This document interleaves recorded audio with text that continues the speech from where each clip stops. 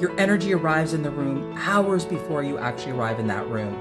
So if you arrive in a room of people who you feel are judging you, are kind of rejecting you, yes, that's painful, but understand that perhaps you need to look at your own vibration and what you bring to the table, your own biases, your own judgments, because what we put out generally comes back to us. It's sort of an electromagnetic, mirroring, essentially. And that's not just me saying that, that's actually going on. And certainly don't take my word for it, test it out.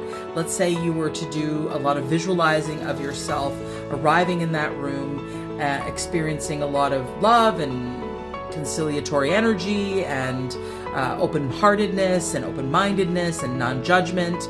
And you arrive in that room and see if there's a difference.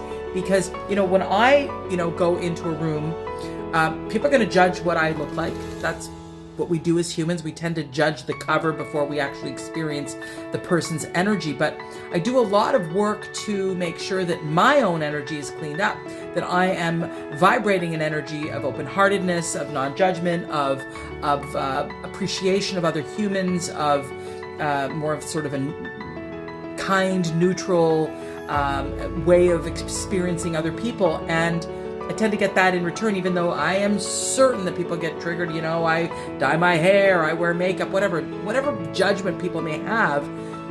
I try to work on my own vibration, and I encourage you to do the same. Work on your own vibration, work on your own thinking process, because what we think affects our vibration, and our vibration impacts how the world experiences us, and then that gets mirrored back to us. It's all very in the subtle realms. It's all very unseen. It's all in these sort of, nothing tangible.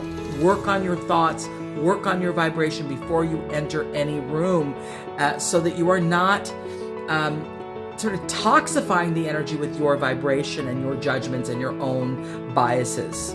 Work on it. Work on your vibration before you enter rooms.